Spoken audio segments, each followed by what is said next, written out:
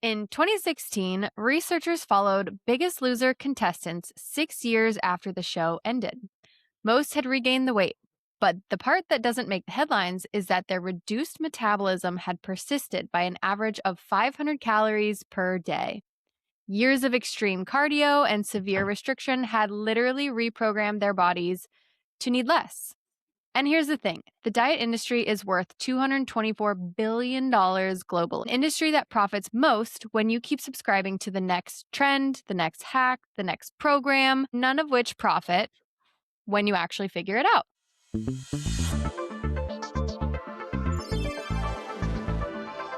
Welcome back to the Overthinking Podcast, the show for women navigating health and fitness in a world that makes everything way more complicated than it needs to be.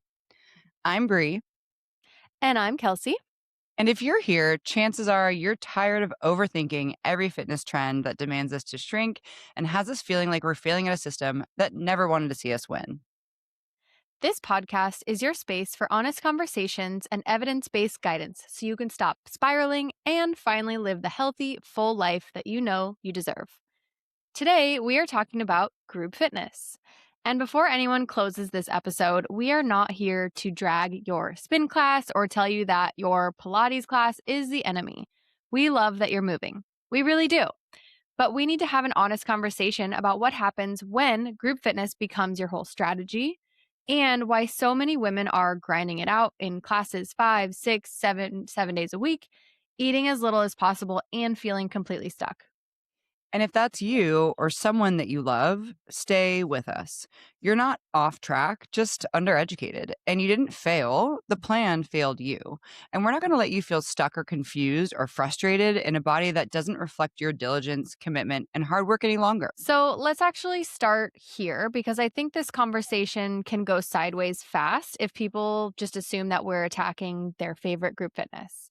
We're not. Group fitness genuinely changes a lot of women's relationship with exercise. For example, for a woman who's never worked out, who's maybe intimidated by the gym floor or feels like she needs the community and accountability from others to even show up, group fitness is a phenomenal entry point, and we have nothing bad to say about that. Same. And in fact, thank you for creating a safe space and a safe entry point to experience fitness, sometimes for people and especially women for the first time in their life.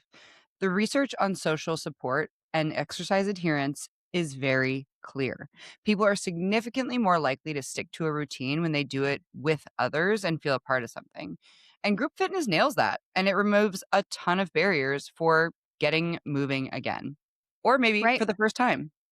Right. It's fun. It's structured. You show up, someone tells you what to do, and you don't have to think about it. You just do it. There's the music and the energy, and you leave feeling very productive, no more decisions to make. That feeling is real and it matters. But today we're going to talk about where it starts to break down. And it starts to break down when it becomes the only tool in the toolbox. Women go from, I do a few classes a week to I do 6 classes a week and I'm still not seeing results. And then you end up in our inboxes. So they think they must need to keep doing more. Like, what could I possibly do more when I've been doing 6 classes a week and eating less and tracking my food and now following Whole30 and now doing 75 hard?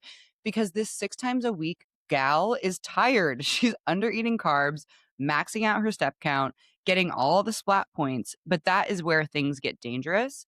And I can speak from personal experience from this, like literally 2017, 2019, about this. But what really Is that makes CrossFit? women CrossFit, yeah. Like that was my time where I knew my body was not up for what I was giving it, and I wasn't giving it enough or ample recovery. And it was just going back on me. And so during that time, I even knew like my body was breaking down, but I was like, I need to look skinny or I need to be lean and toned. So I must keep doing the thing. And I didn't have this episode or this podcast to course correct me. I do think there's so much more information available to us now. Like, yes, almost the information overload is creating more problems, but I think a lot of women are waking up to that the solution might be more simple than all the noise in the industry. So I'm curious, what do you think makes women default to this like more is more mentality, specifically in like group fitness environments? Hot take. I think people want to feel the pain, like the pain no. They don't wanna feel the pain, but the feeling of the pain of like, "Oh, I can't go. I'm doing 75 hard," almost gives you this, like, sign of I'm not like I'm better than, but like I'm locked in, like I'm in. So I have to sacrifice and I have to do something hard to feel like I'm gonna move the needle, which like we know in some ways there has to be a little bit of pain, there has to be a little bit of adjustment to get out of what you're doing to see results. Yeah. But I think we always as a society, it's like more is more and more is better. And especially It's in like this the society, hashtag no days off. hashtag no days off. Train hard every day. 1% better every day. It's like, well, what about the day that I feel like shit? What about the day that I don't want to get better? What if the day I'm going to survive? You know, I don't want Right. to go. What if I've slept 3 hours? I'm in the middle of a breakup. I haven't eaten enough today, but I have this class, this group fitness class that I know I'm going to be red in the face, gasping for air, and I'm going to feel quote unquote better about myself after because at least I did something good today. But like, Right. isn't as coaches, we're like, "Oh my god, that's so backwards," but, like, that is what society paints for us to model. Yeah. I think there's this interesting juxtaposition of like the simple stuff seems too good to be true. Like you're Yeah. telling me I just need to like put my phone away and actually get restful sleep. Like that can't possibly be the solution that I need to manage my stress. And also, there's this constant shiny ball syndrome of the fitness industry being like, look, a new group program. Look, High Rocks. Look, 5 has a new competition. Look, CrossFit Games. Look over here. It's like we're all like little toddlers and they've got the shiny ball and we're like, ooh, new thing. Sweet. The other thing about that is that we also live in that episode of Black Mirror where, like, everything is socially ranked, where, like, someone's like, "This is the best thing ever," and you see it all over Instagram and all over and then you start getting targeted ads, and it's not your fault that you believe that group fitness is your golden ticket to a lean body because every one of those models on those ads is not doing Orange Theory 45. They are lifting with time under tension and progressive but before we get into that, the fear mongering is a marketing scheme. We said in the beginning, what did you say? $24 billion industry, 20, $224, 200. $224 billion goes into making you feel scared and you feel like you don't know enough and that you are behind so that you will spend $80 on this supplement, $250 a month on this group fitness package for 3 times a week. And then you got to buy the Pilates socks and you got to like it's a whole thing, but it's all designed. It's all part of the system to keep you scared and that the basics are just too good to be true because they're free for the Right. most part. And, I think you and I are in the fitness industry, right? Like, this is our career. We do this, this is how we make money. So, but you and I both take an approach of like, we're not trying to fearmonger you. We're actually giving you the simple stuff that will work and hope that one day you can have some autonomy to navigate it on your own. You know what? You I don't think know the this. fortunate reality is that a lot of people end up staying for a long time because I think a lot of people don't wanna have to think about what they have to do, Yep. but that is the option when you actually know what you're doing. Yes. And we are in the business of trust. Yes, we make money doing fitness, but we keep making money because people trust us. Do you know who the name of the CEO of any supplement industry or the any group fitness? Like, I know CrossFit because I was terrified by Mhm. Greg Glassman for years, but like he wasn't a good guy. I knew that he wouldn't come save me. I knew he was going to come Yeah, get me. Fuck no. So what I right. think is important here is that when we are making decisions around fitness and especially buying decisions, buy on trust and buy on the research because every time that I meet a woman who's like, God, I'm just so frustrated. Like I've been so consistent, crushing it for months, going to F45. I've been doing this, that, and the other. I'm tracking all my food and I'm just stuck. And I have to ask, I'm like, well, what is your actual plan? Like, what's the long term plan for when your body starts adapting to what you're feeding it and adapting to how you're treating it? And they're like, I don't know, just cross that bridge. No. So that's why we're in this episode. I'll get off my soapbox. But I think it's important to acknowledge that like we are in the business of trust building. And for that, we go to the science. And I think we say this all the time. We want people to make informed, empowered decisions. And that's exactly what our coaching platform is. Like, we will give you the tools to have in your toolkit. And now it's your responsibility to use those tools. Mhm. Hmm. I want to talk about some of what you've been hearing because I think it's important that women hear themselves reflected back, right? We need to be mirrored sometimes. So, what are the things that are coming up? Yeah. It's honestly pretty consistent that it's eerie sometimes. Like the number one I the number one thing that I hear in consultations is some version of "I'm doing everything right. I'm doing what the internet tells me and nothing is changing." For example, like 6 classes a week, I'm eating quote unquote clean, maybe like that 1200 to 1400 calorie range, and the scale hasn't moved in months or years. And they're exhausted. They're frustrated because they feel like they're doing all the right things. And what makes me frustrated is that women feel like it's their fault. And so many times we'll walk around and be like, we know it's the absolute worst part. Like, cause we get little hits of that too. Even as fitness coaches, we do feel this way sometimes too. We just kind Sure. of know what to manage and we know that our system is tried and true. But the reality is that these women are not lazy. In fact, they're completely the opposite. They're not undisciplined. They're showing up harder than most people I know.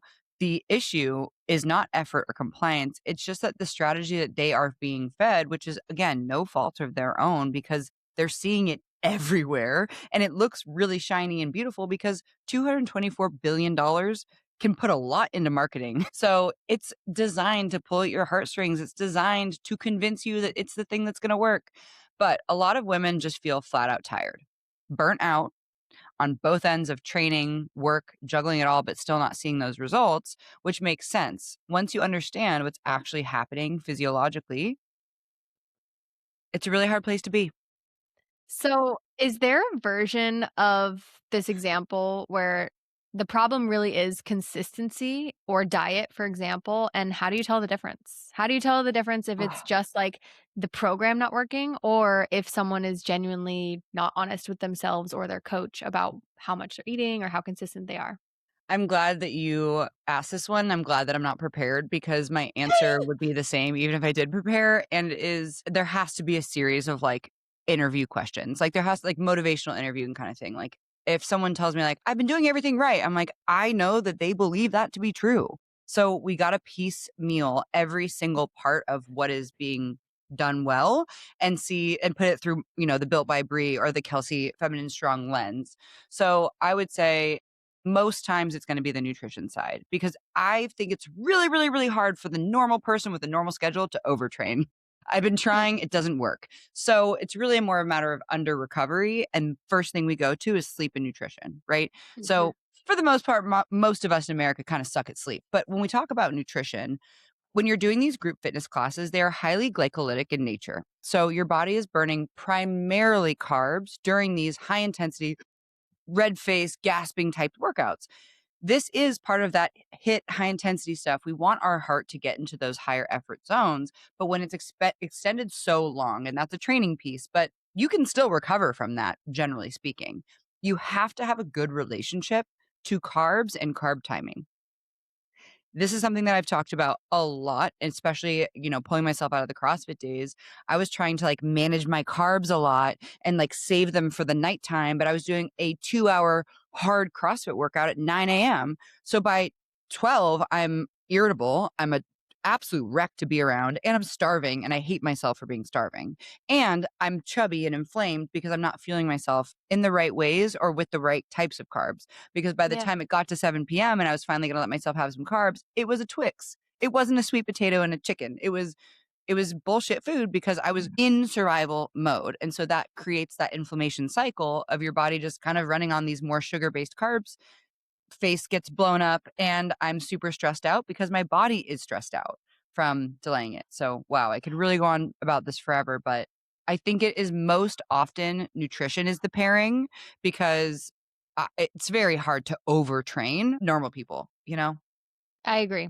I agree. I think most people aren't training hard enough in the correct ways to Yes. warrant oftentimes even a deload. Like most of my clients, when they're on their own or just people I see in the gym, aren't training hard enough in their standard gym routines to warrant whatever recovery tactics they're after. Like it Yeah. really takes a lot to overtrain unless you're one of those like, I'm going to max out every session. That's just a recipe for disaster.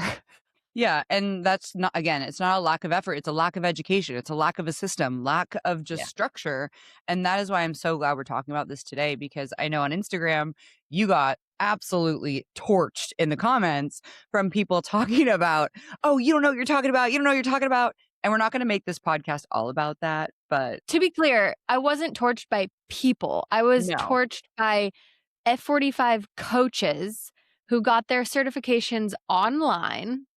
And this is the thing about, like, the general population, like, they don't like, no one understands really, even a lot of trainers don't understand the hierarchy of what your qualifications are. Like, if I tell someone I have a CSCS, that doesn't mean anything. If you don't know, if you're not in the industry, you don't know. You're No. like, "Okay, great. I'm glad you read a book once." But there is some validity to actually I did my undergrad in exercise science. I've got my certification. I've done multiple certifications to continue that. So, my point is, I don't sit at the same table as online certified trainers, okay? I have 13 years experience plus all the Hands-on education experience, not to online. back it. Yes. I felt like we had to say it because it did happen, okay? And we're I still had to not say it because I'm the one with the mic. I have a podcast and I get to say whatever I want. and if lonely, sad men get to have a podcast and a mic, then so do we. Honestly, I think when we think about group fitness and what it takes to actually get your dream body from doing group fitness, you do have to be pretty methodical about your autoregulation because it's a different class, a different workout, a different teacher, a different whatever all the time. And I know we've been sold like, ooh, confuse the muscles and do something different all the time and unknown and unknowable. And it's like, yeah, I probably could survive the wilderness a little bit better with the unknown and unknowable, but that ain't going to happen for me. I want to look good now. And so let's talk about the science behind the plateau that a lot of these group fitness people get into. Okay. Because I think this is where it really clicks for people. The thing about this is such a soapbox episode because we have so much passion behind this. Okay.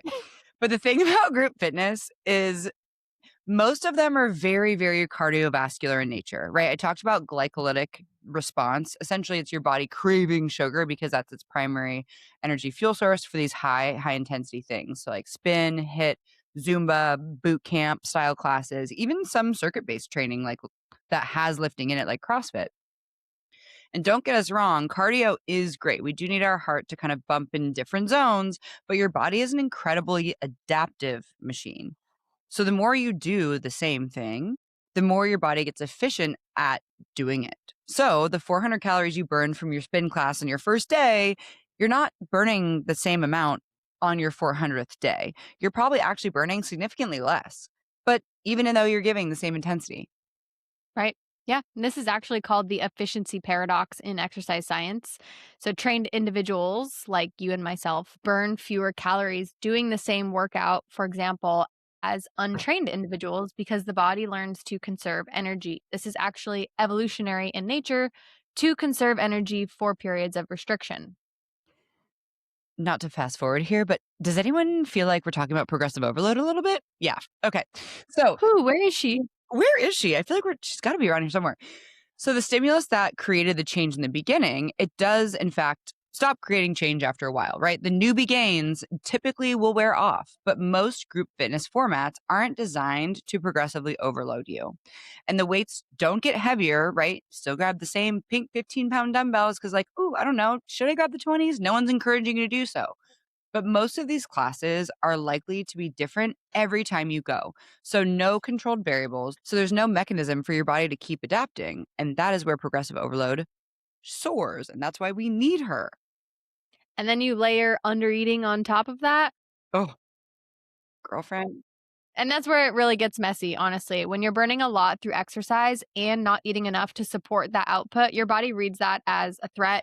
Cortisol goes up, your body starts protecting fat stores, especially around your midsection, which is ironic because that's where women usually want to see change the most. Right. And muscle becomes the target for fuel because it's metabolically expensive. So like you said, in those high intensity classes, our body's going to naturally use glucose or sugar as its primary energy source. So potentially you could be losing muscle, holding fat, And feeling exhausted and wondering what you're doing wrong. And you're essentially training your body to need less, and a body that needs less is a body that's not thriving, right? Think about all the minerals and nutrients and all the things that we get from our food. But if you're like, I'm eating less, less, less, and all you're eating is just chicken breast, that's one food. Think about all the other amino acids and all the other proteins that you could be eating. And you're like, oh, Right. just chicken and rice. And everyone's like, there's no nutritional value in rice. And you're like, well, there's carbs. At least they're eating carbs, but then you're missing out on all the other stuff like fiber and vitamins and minerals. No, you need to eat some more food that actually has nutrients and can fuel your body. So before we get too off on our tangent, can you talk us through what progressive overload actually means in a practical term for someone who's never heard it? Okay, progressive overload is the stimulus that you give your body week over week, where you consciously try to increase your effort a little bit each week so that you can fight against that adaptation, right? Because your body is constantly working with you to try to keep you alive. So if you give it something really hard, it's like, ooh, we better be strong next week in case this hard thing happens again. And so the way that we do this is very simple. First, you can't change what you don't track. So you got to track your results. And I'll tell you exactly what results to track. I have my clients record their results, reps, the weight they used, and their RPE, their rate of perceived exertion, on a scale of 1 to 10, how hard that set was for every single set they do. And then I also have them record their RPE for the total session. That way, next week when I come back and I hit that exercise history, and I'm like, what did I do last week for my hip thrusts? I did 205 and my RPE was an RPE 8. Nice. So then my goal is I can either adjust how many reps that I did at that 205. I can adjust how well I performed those 8 reps at 205. Maybe I held a little longer at the top. Maybe I connected my brain a bit more and better to my glutes because I was really distracted last week. The other way that you can progressively overload is by adding an extra set. Maybe you're like, okay, I had a little more juice in the tank. And I wouldn't suggest doing this on your own. Like, definitely have a coach to manage your volume. But if you're like, I felt pretty good on that last set, I'm going to go for another. Great. You progressively overloaded. And my favorite, absolute favorite way to progressively overload is actually with tempo. So Mm. I encourage, and especially my newbie lifters, I encourage you to spend more time in the positions that are harder for you right now. So for a hip thrust, that could be holding at the top for an extra second longer, really making sure you're not arching your back, but I'm squeezing my glutes and thrusting my pubic bone into the bar. So by adding tempo as your progressive overload control, you're giving yourself a little bit of extra time to honor your form and therefore mitigate your risk of injury. And on that note, so there is no magic number, right, for sets and rep schemes like 6 by 8, 10 by 12. Those don't really mean much. What actually matters is mechanical tension.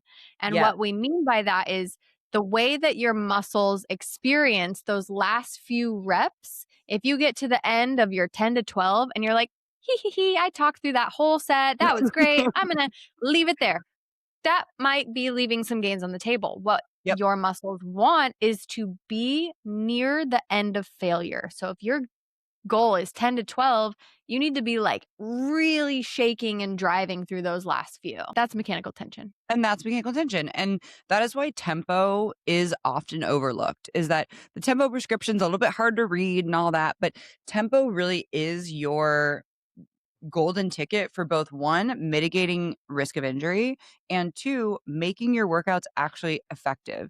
If you're too stressed and you're too distracted during your workout to actually be able to connect your brain to your lat and nothing else, your weight is either not heavy enough or you're not doing the movement properly.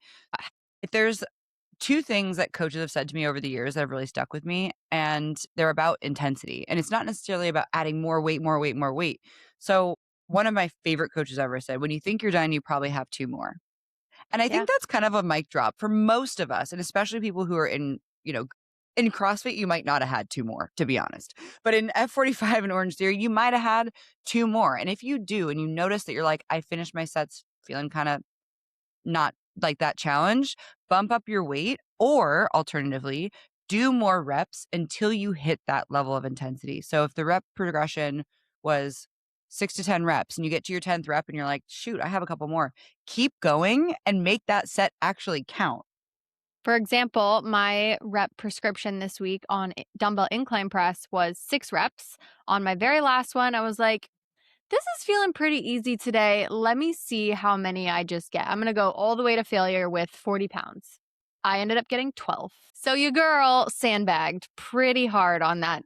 I was feeling really strong. I was like, okay, well, next week I guess I'll do 45.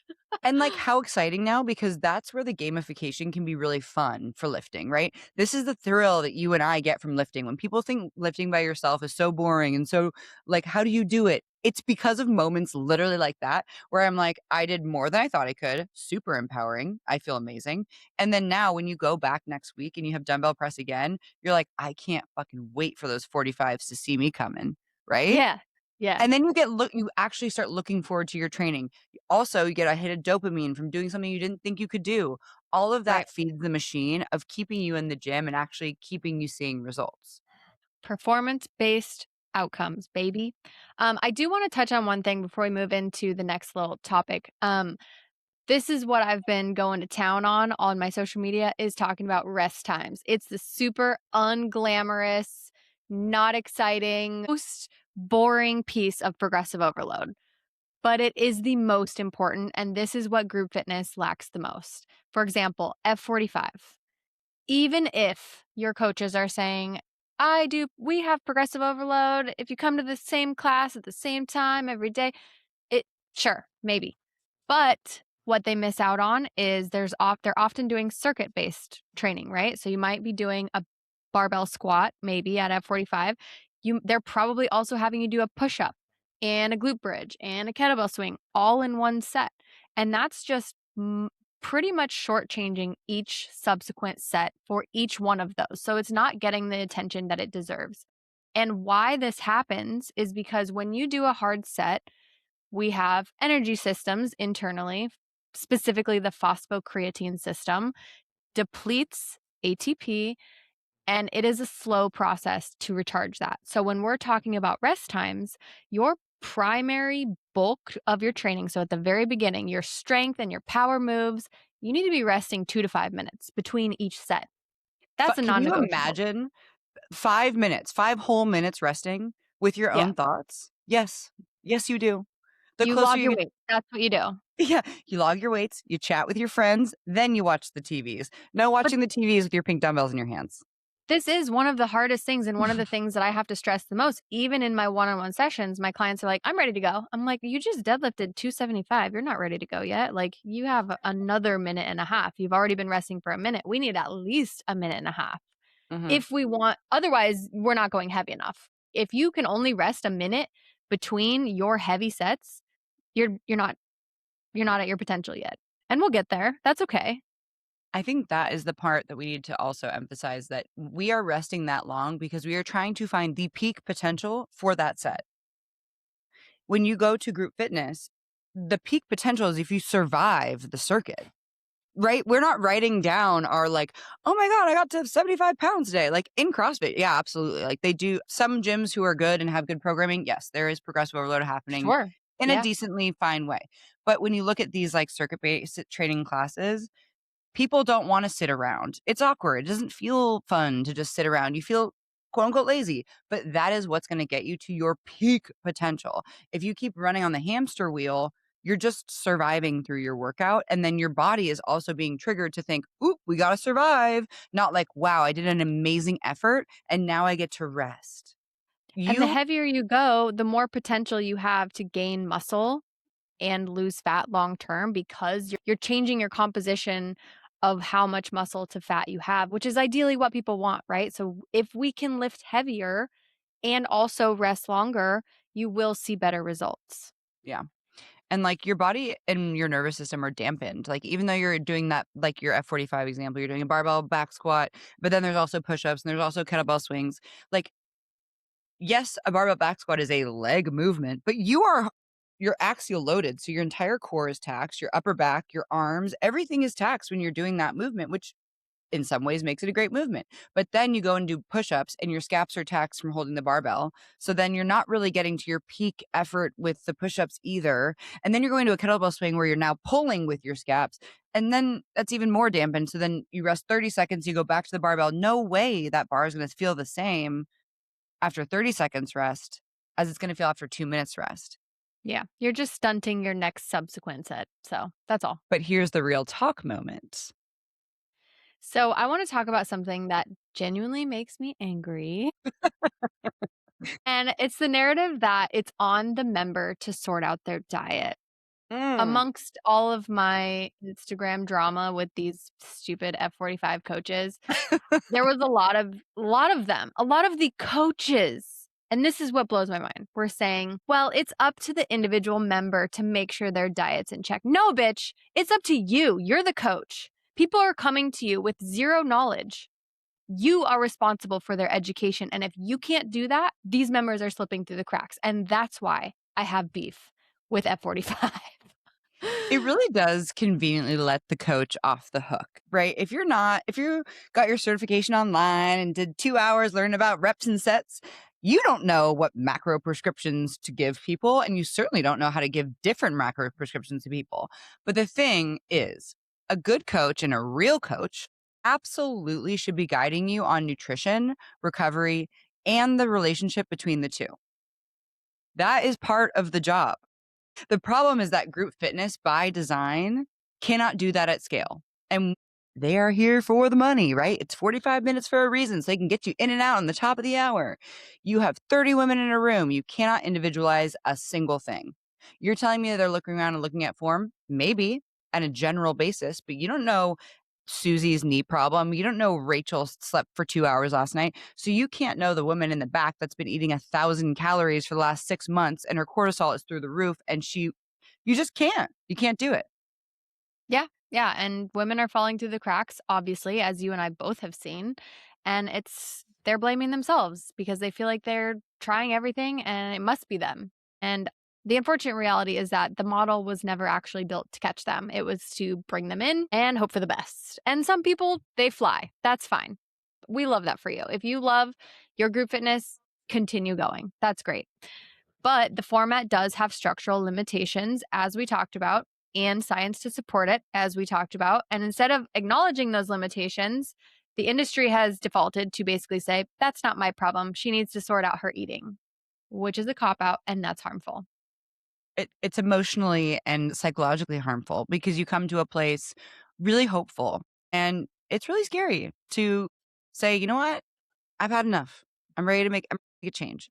That is like one of the most vulnerable and tender and sweet moments that you and I are so lucky to be a part of in a woman's life. And they're like, I'm ready. I'm ready to like get out of my fucking own way. And I'm finally ready to like take care of myself. Because I don't know how if you've spent time in this zone, but spending time in that zone where all I wanted to do was know if my energy balance, calories in, calories out, calories in, calories out, and I just completely disregarded who I was and what I wanted. So there is something really insidious about a fitness culture that celebrates intensity and restriction simultaneously. And the classes get harder and the messaging around food gets more restrictive and nobody's really connecting the dots to those two things. And that's a recipe for disaster, for burnout, and for plateau. Yeah. Diet culture's fingerprints are all over it. And the aesthetic, the language, the before and afters, it's all built to appeal to women who want to be smaller and thinner and shrink themselves and do everything as hard as they can, all gas, no brakes. And that's what keeps them coming back because they feel like they can never quite get there, right? And maybe people just don't know what to do, right? Maybe people are like, well, I've been fed on marketing that I should do this group fitness class. I'm kind of being consistent with it, which feels good. And everyone around me seems to be pretty happy. I have new friends. Like, I want to do this. So, what we want to teach you is how to incorporate those in because I fully believe that group fitness has a place in fitness. It just can't Sure. be the whole plate. It's again, like we said in our Pilates episode, it's a movement menu that we want to help you create so that you can feel empowered to enjoy fitness class and not feel like we're coming down on you, but then also get the results that you want now and forever. And you may just find that you actually just love training for training and quit your group fitness classes anyway. But anyway, that's neither here nor there. Live your own life. So, if you've been nodding your head to this whole episode and you see yourself in this, you're the plateaued, you're burnt out, what do we actually do? I'm so glad you asked. And first, I think this is important. You don't have to quit your classes. I know I said this and I'll keep saying it again and again and again. If your Tuesday Pilates class or Wednesday CrossFit class brings you joy, brings you community, it makes you feel valuable, makes you feel consistent, then that is valuable. Keep that consistent. Don't throw it away, but it cannot be your whole plan if you want to see real lasting change in your body composition and especially in your strength related to bone density and everything we talked about in that series. So, Kelsey, what do you think is the missing piece? Obviously, strength training, progressive, not just strength training. I'm talking progressive, structured strength training where you follow a plan, where the goal is to get stronger over time. So, not just toning or sculpting, but getting stronger. Those things will be a side effect, yes, but focus on getting stronger. Focus on performance based outcomes, adding weight to the bar, being able to do a push up, being able to do a chin up. How cool would that be? That stimulus is what forces your body to actually build and maintain muscle, which is what changes the way that you look, the way that you feel, and your metabolism long term. This is the longevity hack that everybody wants, but is not willing to learn. I think it's actually something that most people are willing to learn anything that will get them to their goal, right? It feels like crap. Feeling is it inflammation? Is it cortisol? Is it everyone hates that feeling. And we've all been there in some way, right? We're like, how do I not have the answer now? I'm 34 years old. I'm a fitness coach and I still don't have the this is the answer. And Kelsey, I know you've been working on something for the group and I want to give you a chance to share about it. Oh, yeah. A little shameless plug. You know, prompted by this whole exchange with the F45 coaches and a lot of women DMing me, like, I heard your message. I saw that you were getting shade from the F45 coaches, but I wanted to let you know that you were speaking to me. This is my experience. I have been going 400, 500, 1,000 classes, and I still feel stuck. So it's those women that we're speaking to. The people who are seeing results, great, go on with your bad self. But if you are in that cycle where you do feel stuck, even if it's the gym training, right? Like maybe your program needs an audit. I created a free guide. It is on my profile, available for free. There is no catch, there is no gimmick. It is free because I want to, well, I kind of created a problem online, right? Where I'm You starting were an the argument, problem. but I don't want to create a problem without providing solutions. So that's what this free guide is. It's called Beginning with the Barbell. You download it. It's basically like how to assess where you should start in the gym, some Mhm. tips and tricks you should know before you even go in, how to fight that gym intimidation. And the last little segment is a sample training guide that you can use right there. And I think it's so great that we are talking about this, but also giving people some actionable and tangible things. Like, if you felt like a little bit called out in this episode, that's okay. Like, there is so much time and we are adaptable at any age. Doesn't matter how old you are, doesn't matter how long you've been doing group class. There is room for you to welcome lifting into your routine, into your movement menu. And this Yeah. is exactly why you and I both take our own performance based approach to training. We focus on individual exercise. We don't just superset everything. We actually like let ourselves get excited about them. We create goals for ourselves and we learn how to progress them in a way that doesn't feel pressureful, but feels like it's part of a system. It's part of the progressive overload system. And by the time you realize it, you're just having fun training and you love talking to people who get it. Yeah. Yeah. Ultimately, you'll create a community of other people that want to know what you're up to and you might inspire them to go along with you. But the most important thing is we also need to eat to support this training, right? Like we talked about, we kind of ragged on 1,200 calorie diets we have consistently throughout this whole podcast, but we need to be able to eat to perform so that you can build muscle and your body doesn't start eating your muscle away.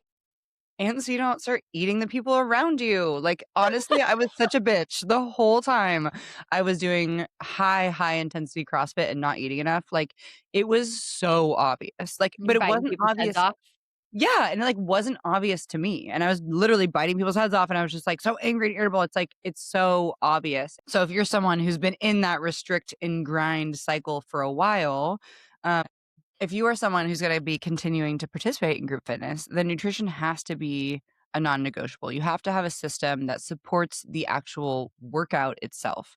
So carbs are a part of that, and eating specific types of carbs are actually a part of that too. And also making sure that you're eating enough quantity of foods so that when you break down this high volume of muscle tissue from doing a million movements for an hour, then you actually can start repairing that. And it can't happen 3 hours after your workout. I've been guilty of this a lot.